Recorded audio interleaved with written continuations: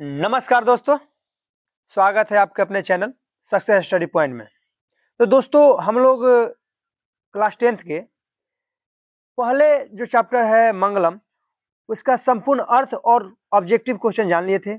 और दूसरा भी चैप्टर है हम लोगों का जो पाटलिपुत्र वैभवम, तो उसका भी हम लोग क्वेश्चन आंसर जो ऑब्जेक्टिव है और संपूर्ण पाठ का अर्थ जान लिए हैं। आज हम लोग चलते हैं तीसरा जो चैप्टर है अलस कथा, संस्कृत का जो तीसरा चैप्टर है अलस कथा, उसके अर्थ की ओर चलते हैं कि उसका पहले संपूर्ण अर्थ जानेंगे कि अलस कथा जो चैप्टर है इसका संपूर्ण पहले अर्थ जानेंगे। और उसके बाद अगले वीडियो में हम लोग एक एक करके objective question, VVI objective question जिस तरीके से बोर्ड में पूछे जाते हैं सबका हम लोग एक एक करके आंसर जानेंगे। तो चलते हैं हम लोग बिना समय गवाए अपने पाठ की ओर। जो हम लोग का पहला चैप्टर तीसरा चैप्टर है अलस कथा। तो अलस कथा मतलब अलस मतलब होता है आलसी, और उसी की कथा है यानी कि कहानी है। आलसियों की क्या है? कहानी है। तीसरे चैप्टर में बताया गया हम लोग के आलसियों की कहानी। तो उसी की चैप्टर की ओर चलते हैं हम लोग डायरेक्ट पाठ की ओर। थोड़ा सा पहले पाठ परिचय जान लेंगे कि पाठ परिचय, इसमें पाठ के बारे में क्या कहा है। तो इसमें ध्यान देना लिखा है कि यह पाठ विद्यापति द्वारा रचित, यह पाठ विद्यापति द्वारा रचित। तो यहीं से एक ऑब्जेक्टिव क्वेश्चन मिल गया कि अलस कथा जो चैप्टर है, पाठ है, उसके रचयिता कौन है, उसके लेखक कौन है? तो विद्यापति जी हैं। तो यह पाठ विद्यापति द्वारा रचित पुरुष परीक्षा नामक ग्रंथ से लिया गया है। कौन से ग्रंथ से लिया गया है? तो पुरुष परीक्षा नामक कथा ग्रंथ से लिया गया है। तो पुरुष परीक्षा क्या है? तो कथा ग्रंथ है, इसे संकलित है। उपदेशात्मक लघु कथा है। तो क्वेश्चन पूछ देगा कि जो अलस कथा है ये कौन सी कथा है? तो एक लघु कथा है। कौन सी कथा है? लघु कथा है। विद्यापति ने मैथिली, अवाहट तथा संस्कृत तीनों भाषाओं में ग्रंथ रचना की, यानी कि मैथिली भाषा में, हिंदी भाषा में और संस्कृत भाषा, तीनों भाषाओं में इन्होंने ग्रंथ की रचना की थी। पुरुष परीक्षा में धर्म, अर्थ, काम इत्यादि विषयों से संबंध अनेक मनोरंजन कथाएं दी गई है। यानी पुरुष परीक्षा जो ग्रंथ है उसमें बहुत सारी कथाएं दी गई है। आगे की अलस कथा में आलस्य के निवारण की प्रेरणा दी गई। यानी आलस कथा जो चैप्टर है इसमें आलसी जो होते हैं वो अलस का निवारण कैसे करेंगे उसका प्रेरणा दिया गया है। इस पाठ में संसार में विचित्र गतिविधियों का भी परिचय मिलता है। यानी कि संसार में जो भी गतिविधि है उसका भी क्या मिलता है? परिचय मिलता है। चलते हम लोग आगे। आगे है कि अब कोई पूछ देगा कि हाँ आलस क्या है? आलस क्या है? तो आलस किसी भी काम को देर से करने या उससे के करने से बचने को कहा जाता है। यानी किसी भी काम को हम देर से करें या फिर उस काम को करने से बचना चाहें उसको हम क्या कहेंगे? आलस कहेंगे। आगे चलते हैं।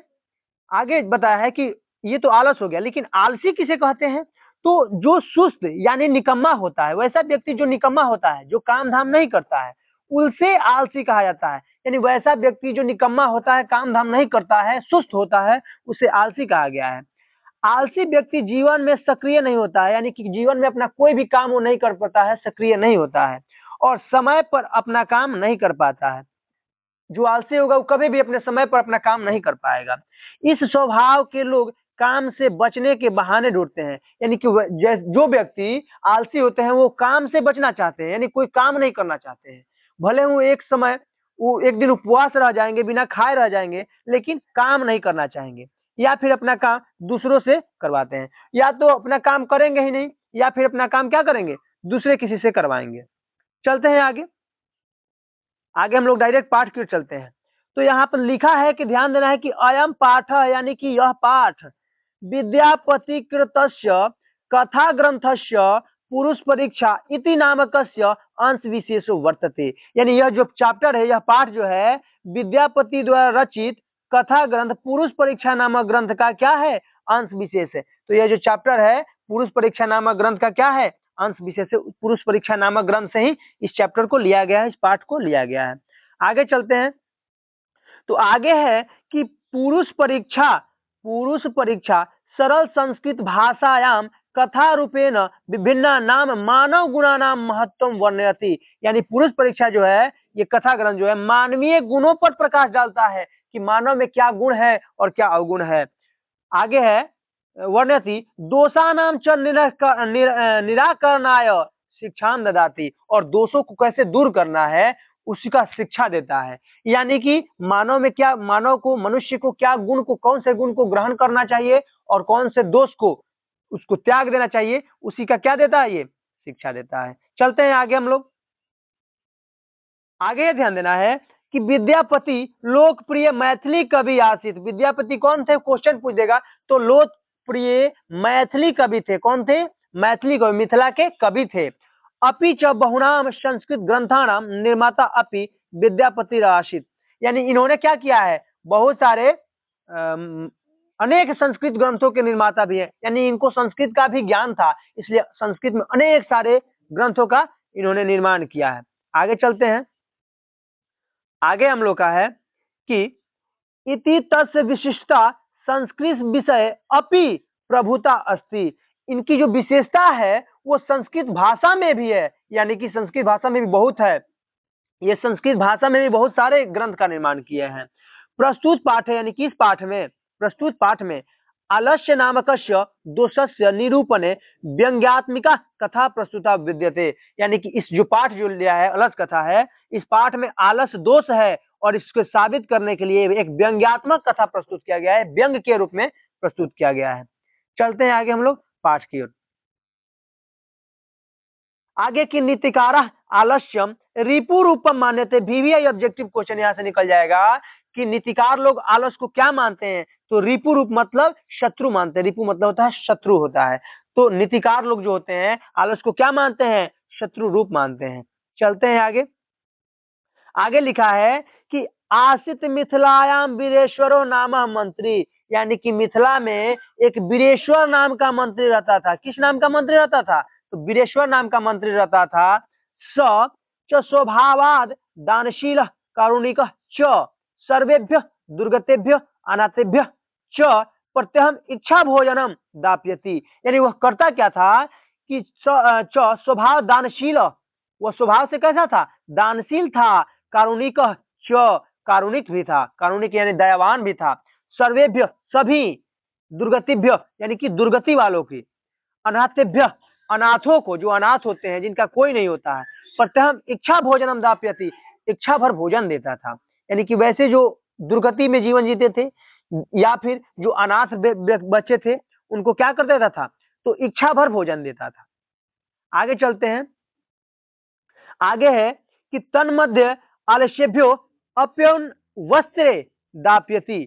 और उसके साथ साथ वह आलसियों को भी क्या देता था, अन्न और वस्त्र देता था। क्या देता था, अन्न और वस्त्र देता था। यतः, यतः मतलब क्योंकि, क्यों देता था, क्योंकि। आगे ध्यान देना है, लिखा है कि निर्गतिनाम च सर्वेम आलसः प्रथमो मत किंचिन क्षमते कर्तुम जठरेना अपि।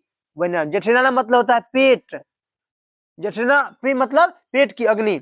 यानी कि दुखी मनुष्य जो होता है उसमें पहला स्थान किसका है, तो उसमें पहला स्थान आलसियों का होता है। इनका मुख्य सिद्धांत भूखे रह जाना अच्छा है, यानी कि भूखे रह जाएंगे लेकिन कोई काम को नहीं करेंगे। अभी तो बताया ना कि वो एक दिन भूखे रह सकते हैं लेकिन कोई काम को करना नहीं चाहते हैं, कोई काम नहीं करना चाहते हैं। अर्थात आलसी लोग पेट की आग सह लेते हैं, जठराग्नि सह लेते हैं, यानी कि पेट की आग सह लेते हैं, किंतु परिश्रम करना नहीं चाहते, मेहनत करना नहीं चाहते हैं, कोई काम करना नहीं चाहते हैं। आगे चलते हैं। आगे लिखा है कि ततः आलस पुरुषाणाम तत्र इष्टलाभम श्रुत्वा। यानी कि इसके बाद जो हुए आलसी व्यक्तियों के लाभ को सुनकर बहवस्तुंद परिमृजात स्त्रत्र बहुर्लिभ भुवः यत।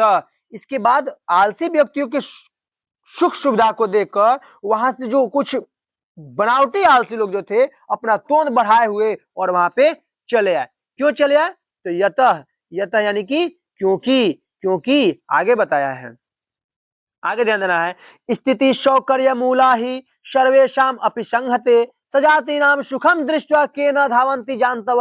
वीवीआई क्वेश्चन है, यहाँ से पूछ देता है कि सजाति नाम सुखम दृष्टवा के न धावंती जानतव किस पाठ से लिया गया है, तो अलस कथा पाठ से लिया गया है। यानी कि लिया है कि स्थिति सौकर्य मूला ही सर्वेशम अपि संहते सजाति नाम सुखम दृष्टवा। यानी कि अपने स्वजाति के सुख को देखकर के न धावंती जानतव, कौन उसके तरफ जाना नहीं चाहता है। यानी कि जब सुविधाजनक हम लोगों को हर चीज मिल जाए बिना मेहनत के ही सब कुछ मिल जाए, खाना मिल जाए, रहना के लिए घर मिल जाए, कपड़ा मिल जाए, तो कौन व्यक्ति उसकी तरफ नहीं जाना चाहेगा? हर व्यक्ति चाहेगा कि हम सुख बिना हमको मेहनत किए ही खाना मिल जाए, कपड़ा मिल जाए, रहने के लिए घर मिल जाए, तो कोई मेहनत करना ही नहीं चाहेगा। तो अपने स्वजाति के सुख को देखकर कौन उसके तरफ दौड़ना नहीं चाहता है? सभी लोग उसको क्या होते हैं, आकृष्ट हो जाते हैं, उसे देखकर चले जाते हैं। आगे चलते हैं। आगे है कि पश्चात आलसानाम सुखम दृष्टवा, इसके बाद आलसियों के सुख को देखकर धूर्ता अपि, धूर्त लोग भी, धूर्त मतलब बनावटी आलसी जो होते हैं वो भी, कृत्रिम आलस्य दर्शयित्वा भोज्यम ग्रहणंती, यानी कि कृत्रिम आलस्य यानी कि बनावटी आलसी, ध्यान देना है, बनावटी आलसी दृश्य दिखा करके, बन करके, और भोज्यम ग्रहणंती, भोजन क्या करने लगे, ग्रहण करने लगे। यानी कि उसके बाद यानी धूर्त लोगों के सुख को देखकर कृत्रिम आलसी जो थे, बनावटी आलसी जो थे, धूर्त लोग जो थे, वो क्या करने लगे, भोजन को ग्रहण करने लगे। भोजनम ग्रहणंती यानी कि भोजन को ग्रहण करने लगे, स्टार्ट कर दिए। हर आदमी करता है, फ्री का अगर कुछ मिल जाए तो जरूर उसकी तरफ जाता है। तदंतरम आलस्यालायाम बहुत द्रव्य व्ययम दृष्टवा, यानी कि उसके बाद क्या हुआ, आलसियों पर बहुत ज्यादा खर्च होने लगा, बहुत ज्यादा पैसा खर्च होने लगा।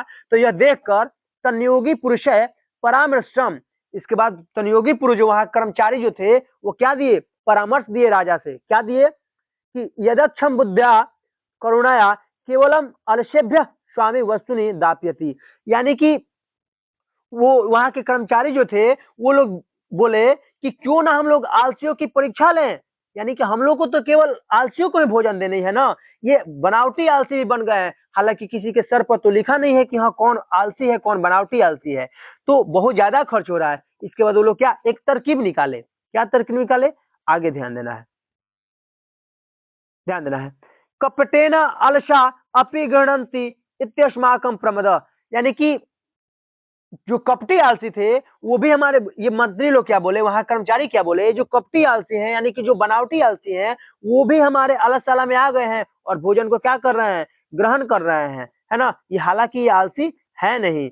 आगे ध्यान देना है, आगे लिखा है कि यदि भवती तद आलस पुरुषाणाम परीक्षाम कुर्म इति परामर्श प्रसुप्तेषु, ध्यान देना है, यदि भवती, है ना, इसलिए क्या हुआ कि तदालस पुरुषानाम, जो जो आलस पुरुष है परीक्षायाम कर्म, यानी कि जो आलसी है उनकी परीक्षा ली जाए, है ना, इति परामर्श प्रसुप्तेषु आलस्यालायाम तनयोगी पुरुषा वह, तनयोगी पुरुषा वही न दापित्वा निरूप्यमाशु। उसके बाद क्या हुआ, जब सभी आलसी सोए हुए थे तो आलस्याला में क्या लगा दिया गया, आग लगा दिया गया। क्या लगा दिया गया, वहनी मतलब आग होता है। तो जब सभी आलसी सोए हुए थे तब क्या किया गया, तो आलस्याला में आग लगा दिया गया। आग लगने पर क्या हुआ, ध्यान देना है। तब तो गृह लग्नम, घर में लगे आग को देखकर, प्रमिद अग्नि यानी कि घर में लगे प्रमिद अग्नि कि बहुत तेज आग को दृष्टवा यानी कि देखकर, धूर्ता सर्वे पलायिता, सभी जो बनावटी आलसी थे धूर्त लोग थे वो क्या हो गए, पलायिता, पलायन कर गए, भाग गए। पश्चात अलसानाम अपि पलायिता, यानी कि उसके बाद क्या हुआ, कुछ आलसी भी भाग गए, यानी कि धूर्त लोग तो भागिए गए, उसके बाद कुछ आलसी भी वहां से भाग गए, फ्लाइट हो गए, पलायन हो गए। आगे चलते हैं। चत्वार पुरुषा स्त्रीत्व सुप्ता, चार गो जो वहां पे पुरुष थे वो क्या हो गए, सोए ही रह गए। परस्पर परस्परम आपलंती, उसके बाद आपस में क्या कर रहे थे, बात कर रहे थे। चार गो आलसी वहां पे सोए ही रह गए और चारों आपस में क्या कर रहे थे, बात कर रहे थे। लिखा है कि एकेन वक्ता वस्त्रा वृत मुखेन युक्तम, यानी कि एक ने अपने कपड़ा से अपने मुंह ढककर ही बोला, वो मुख भी नहीं हटा रहा है। इतना ना आलसी था कि अपने सर पर से, मुख पर से कपड़ा भी नहीं हटा रहा है, मुख पर वस्त्र से ढके हुए बोल रहा है। अहो कथमयम कोलाहल, और भी आई क्वेश्चन ऑब्जेक्टिव कि पहला आलसी ने क्या कहा, तो पहला आलसी ने क्या कहा, तो अहो कथमयम कोलाहल, पहला आलसी ने क्या कहा था, अहो कथमयम कोलाहल, अरे यह कैसा हल्ला है, अरे हल्ला कैसा है। आगे ध्यान देना है। तो वहीं पे दूसरा व्यक्ति क्या बोल रहा है, दूसरा आलसी क्या बोल रहा है, द्वितीय उत्तम, दूसरे ने कहा, तर्कते यादाश्मीर गृह अग्नि लग्नो 80, लगता है इस घर में आग लगी है। दूसरा आलसी ने कहा, पहले आलसी ने जैसे ही बोला कि यार ये हल्ला कैसे हो रहा है, सब लोग भाग रहा है, चिल्ला रहा है, हल्ला कैसा हो रहा है, तो दूसरे आलसी ने कहा कि लगता है इस घर में आग लगा है। तो तीसरा भी उससे भी आलसी था। वो क्या बोल रहा है? वो बोल रहा है, वो भाग नहीं रहा है, वो क्या बोल रहा है कि तृतीयो न उक्तम, तीसरे ने कहा, कोपी कोई भी तथा अधार्मिको न अस्ति, कोई भी धार्मिक नहीं है, या इदानीम जल द्रव्य शो अभी संकटास्मान प्रवृत्ति, कि इस संकट से हम लोगों को बचाए, या फिर कोई वस्त्र से, भींगे हुए वस्त्र से या चटाई से हम लोग को ढक दे। कोई ऐसा दानी नहीं है। बताइए, ये भी कोई आलसी है? ये ऐसा आलसी है कि जान का परवाह नहीं कर रहा है, उठ के भाग नहीं रहा है, और घर में आग लगी है फिर भी वो उठकर भाग नहीं रहा है, और बोल रहा है कोई दानी नहीं है जो हमको ढक दे भींगे हुए वस्त्र से या चटाई से। आगे चलते हैं। चौथे ने तो और मजा की बात कही है। चौथे ने क्या कहा? तो चौथे बोल रहा है, चतुर्थ न उत्तम, चौथे ने कहा, अरे वाचाल बक बक करने वालों, कति वचनानि वक्तुम शक्नोत, कितना बोलते हो, कितना बकबक करते हो, तुष्णिम कथम न तिष्ठत, तुम लोग चुपचाप नहीं रह सकते। अरे बाचाल, अरे बहुत बकबक करने वाले, कितना बोलते हो, कितना बातें करते हो, तुम लोग चुपचाप नहीं रह सकते क्या? बहुत हल्ला करते हो। बताइए, वहां आग लगी है, मरने पर तुला है लोग, और बोल रहा है कितना बोलते हो, हल्ला कर रहे हो लोग, चुप रहो। ततः चतुर्थम अपि तेषामेव परस्परम अलापम श्रुत्वा, यानी कि तब चारों आलसियों को आपस में बात सुनकर, जो लोग बात कर रहे थे, वहनी च प्रमिद मेषम सामुपरी पश्यन्ते दृष्ट्वा, और उनके ऊपर फैली हुई आग, जो बहुत सारा आग फैल गया था, जब आग लगाया गया तो उनके ऊपर आग आ गया था, और फिर भी वो लोग बात कर रहे थे, भाग नहीं रहे थे। तो उनके ऊपर फैली आग को देखकर और उनके आपस की बात को सुनकर क्या हुआ? नियोगी पुरुष है, नियोगी पुरुषैर भय न, किसके डर से? तो भय न, भय के डर से, चत्वारा अपलश्य केश्वाकृष्य गृत्वा गृहाद बहिर्कृता। उसके बाद चारों अलसियों क्या किए? तो तनियोगी पुरुष जो थे, नियोगी पुरुष, वो मृत्यु के होने से भय से, कि कहीं ये लोग मर ना जाए, उसी के भय से चारों आलसियों को बाल पकड़ करके, और बाल ऑप्शन में नहीं आएगा, ऑब्जेक्टिव में आएगा, केस पकड़ के, इसको ध्यान रखना है, क्या पकड़ के? केस पकड़ के, यहाँ पे ध्यान देना है, यहाँ पे लिखा है केस पकड़ के, क्या पकड़ के? केस पकड़कर खींचते हुए बाहर निकाला, यानी कि केस पकड़ के उसको खींच गया लोग, कि कहीं लोग जल के मर ना जाए, है ना। पश्चात ध्यान देना है, पश्चात आलोक्य तनयोगी भी पठितम, और उसके बाद उन्हें क्या किया गया? उसको देखकर तनयोगी पुरुष द्वारा पढ़ा गया, और क्या कहा गया? कहा गया, ध्यान देना है, और ये VVI नहीं, 100% 10% VVI क्वेश्चन है, कि पतिरेव गति स्त्रीणाम, यानी कि गति मतलब रक्षक होता है, पतिरेव गति स्त्रीणाम, यानी कि स्त्रियों का रक्षक कौन होता है? गति कौन होता है? तो पति होता है, यानी स्त्री का रक्षक कौन करता है? तो स्त्री का रक्षा उसका पति करता है। बाला नाम जननी गति, यानी कि बालकों की, बच्चों की गति कौन करता है? बच्चों की रक्षा कौन करता है? तो उसकी जननी करती है, जननी मतलब माता करती है। बच्चों का रक्षक कौन होती है? माता होती है, यानी कि बच्चों की रक्षा माता करती है।